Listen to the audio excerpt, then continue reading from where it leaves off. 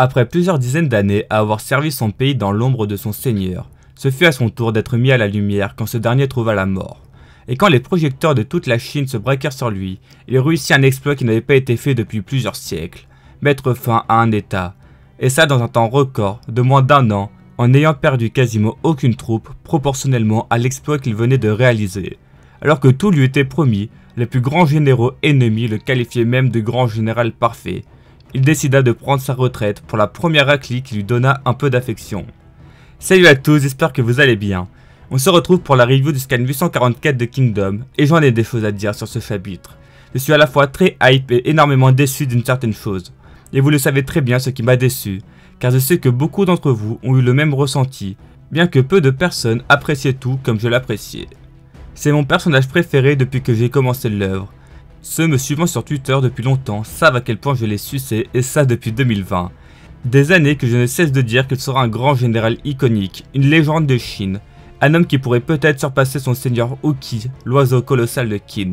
Et pour la première bataille où Qin lui a vraiment fait confiance en lui donnant la charge colossale de faire tomber un État, en ayant la consigne de perdre le moins d'hommes possible, sinon l'unification de la Chine se transformera en rêve irréalisable, il réussit cette performance en moins d'1 an.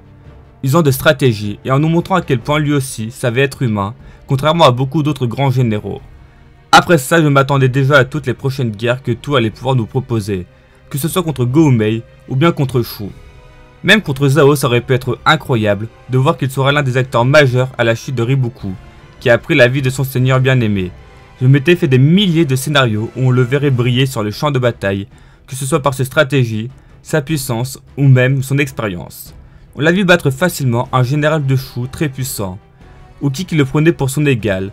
Tout ça pour qu'il prenne sa retraite sans même prendre part à une énorme guerre où il nous montrerait tout son arsenal. Malgré tout, je pense quand même qu'on le reverra sur le champ de bataille. Malheureusement, on risque de le voir plus qu'une fois, ou 2 maximum, et ça me désole.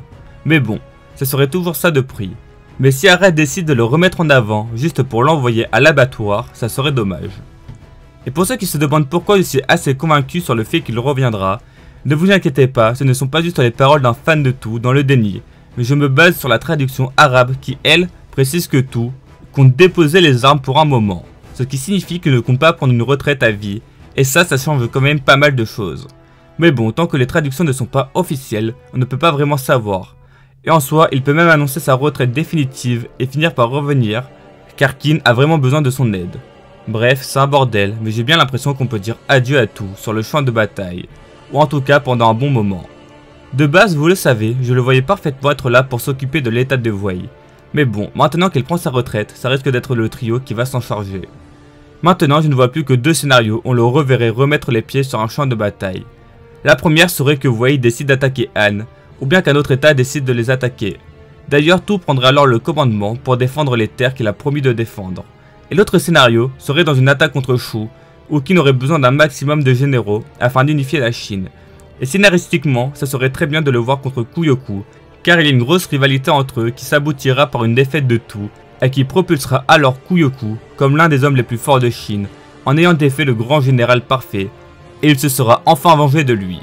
Cependant, cette narrative perd pas mal de saveur si tout est à moitié handicapé à cause de sa colonne vertébrale, car ça rendrait la victoire de Kouyoku bien moins spectaculaire. Et comme je l'ai souvent dit, Kouyoku sera l'un des plus grands adversaires de Chine, la nouvelle génération de Shu, et pour ça, il doit vaincre de grandes têtes de Qin, et tout semblait parfait pour ça.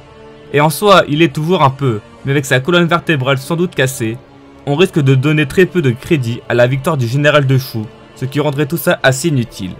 Je me demande vraiment ce que Ara compte faire du personnage de tout maintenant. On peut aussi se questionner de est-ce qu'il est vraiment blessé à vie et à quel point. Et en vrai c'est assez dur à savoir. D'un côté, il doit forcément avoir des séquelles, car Kyukai n'aurait rien dit sinon. Et quand on sait ses pouvoirs, on se doute qu'elle a raison. Après, tout dit qu'il n'a rien, puis juste après, il dit je viens de dire que ce n'était pas pour ça. Donc même s'il est blessé, il semble vouloir dire qu'il allait prendre sa retraite dans tous les cas, car il compte dévouer son existence à soutenir la princesse Nei dans sa tâche de guider le peuple de Han.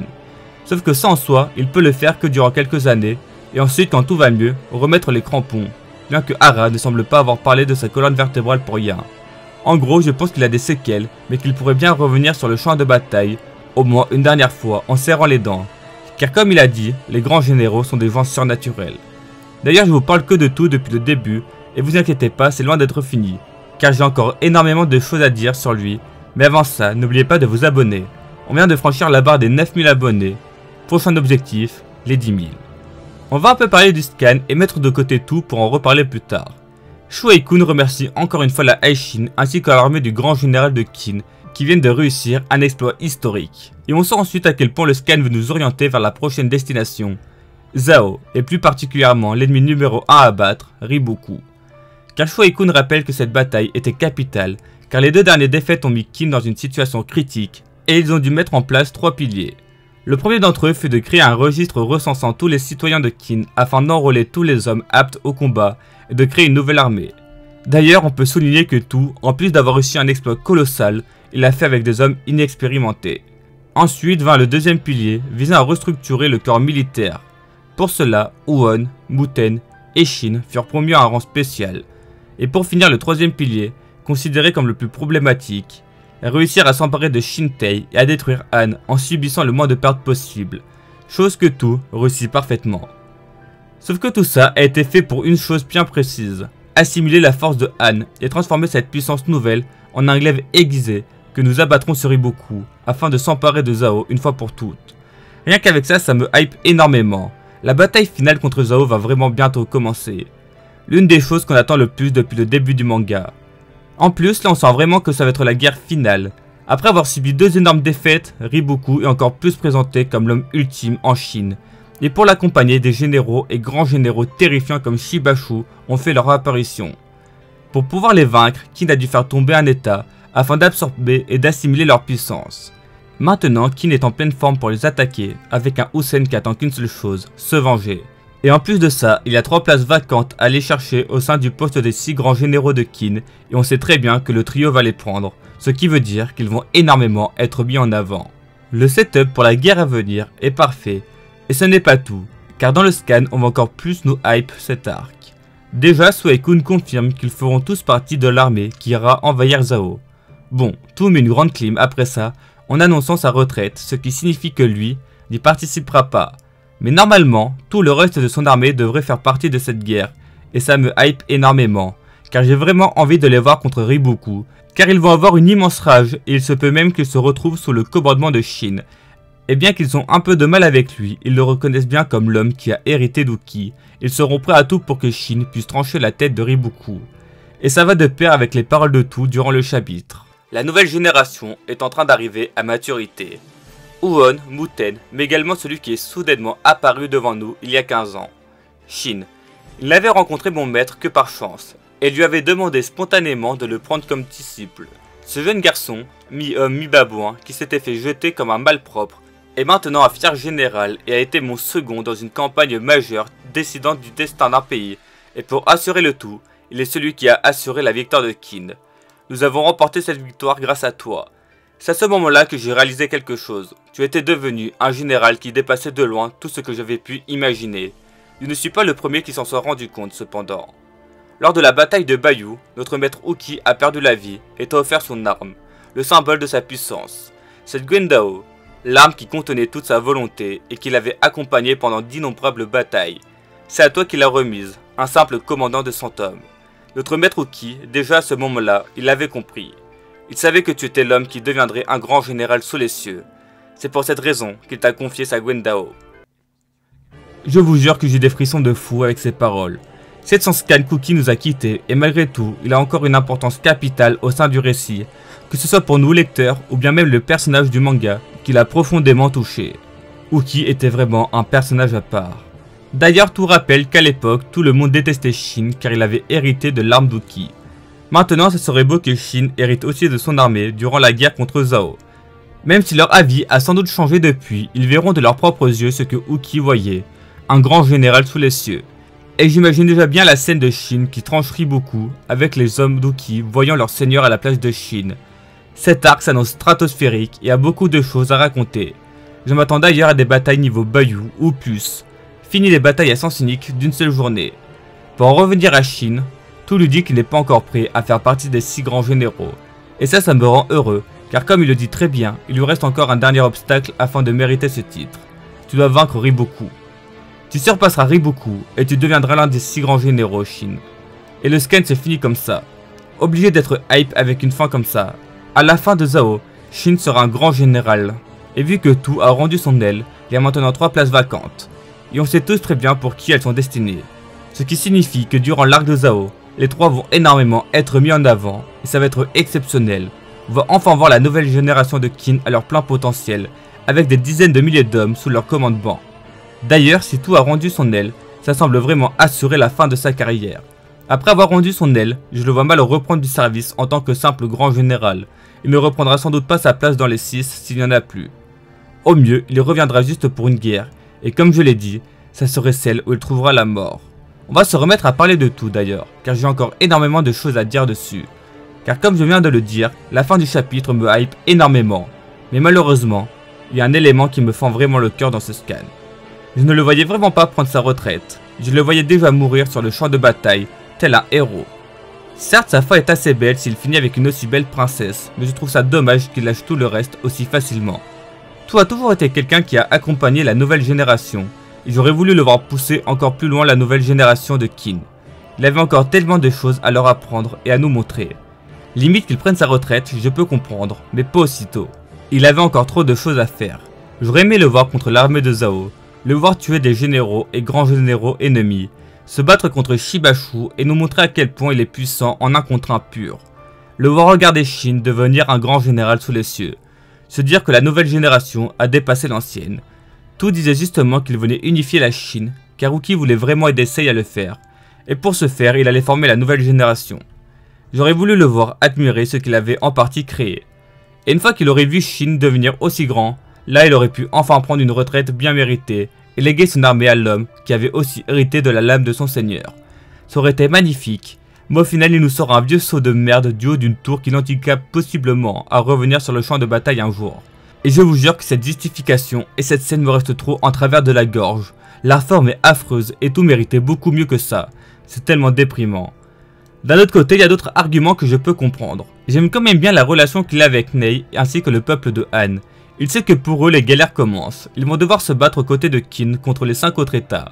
Il sait que quelqu'un doit porter cette responsabilité et décide que ça doit être lui, l'homme qui était le grand général en chef lors de la chute de l'état. De bien jolis mots pour juste dire qu'il est tombé amoureux de la princesse et qu'il veut rester à ses côtés. Blague à part, je comprends son état d'esprit, mais de là à tout arrêter du jour au lendemain, franchement ça fait chier. Surtout qu'il aurait pu juste dire qu'il compte faire une pause temporaire et reviendrait une fois que la princesse sera bien en forme et que l'état se sera remis de tout ça. Bref, il y avait plein de moyens pour que ce soit mieux amené, plutôt que ce sodine de Superman ridicule. Il faudrait que je relise tout l'arc et que j'attende encore les prochains scans. Ça se trouve, on apprendra d'autres choses intéressantes surtout, mais là j'ai trop la haine pour l'instant. J'essayerai d'analyser tout ça plus tard avec du recul, mais pour l'instant, je vais parler juste à chaud, et j'ai vraiment la rage de voir mon personnage préféré être mis sur le côté pour une princesse, surtout avec une forme aussi catastrophique. J'aurais largement préféré qu'il meure dans une bataille épique. D'ailleurs, si on en apprend plus sur lui, je suis curieux de savoir si on aura un petit flashback sur lui, ou bien Hara nous fait bien comprendre qu'il n'en a rien à foutre du personnage et dès le prochain scan, on passe directement en direction Zhao. Et on reverrait alors tout que rarement dans des petites apparitions, comme on verrait Rishi ou Shobun-kun. Et le fait que je compare mon GOAT à Shobun-kun me donne envie de pleurer. Beaucoup me diront que ça se trouve, Hara fait ça avec tout car dans les faits historiques, il n'y a plus rien sur lui. Et bien que ce soit bien possible, je m'en fous honnêtement. Hara nous a montré tout son talent à de maintes reprises. De base, le perso fait son apparition seulement lors de la conquête de Han, et pourtant il nous a pondu un énorme personnage sur les arcs avant. Il aurait pu continuer à lui donner des adversaires assez grands, n'apparaissant eux aussi pas, ou plus, dans les faits historiques. Ou bien il aurait pu donner une bien meilleure conclusion que ça sur la forme. D'ailleurs, je me demande si Sei va laisser passer ça sans rien dire, car là on parle d'une immense puissance militaire. Bien qu'en soi, s'il est blessé, le roi de Qin ne pourra pas dire grand chose. D'ailleurs, j'ai trouvé Shuai-kun bien silencieux au vu des paroles de tout. Je me demande si on le verra parler au prochain chapitre de ça.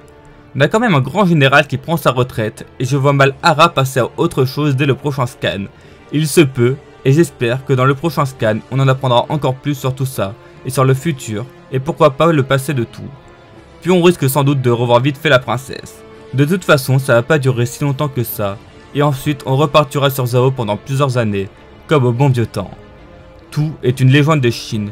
Bien que son potentiel n'ait pas pu être montré aux yeux de la Chine, ça reste l'homme qui aura fait tomber l'un des 7 royaumes combattants, Et tout ça en moins d'une année, en perdant très peu d'hommes. Un grand général avec des valeurs qu'il aura gardées jusqu'au bout, aura mis en avant la nouvelle génération et qui a toujours respecté l'ancienne.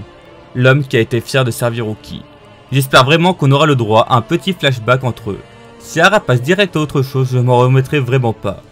J'ai envie que l'histoire avance, mais j'ai trop du mal à me dire qu'on ne reverra peut-être plus tout sur un champ de bataille. J'espère qu'on continuera à le voir, même s'il ne fait que s'occuper de Anne.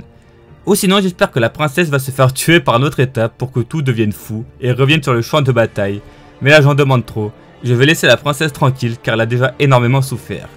Je ferai sans doute une vidéo sur le personnage de tout, car il la mérite bien.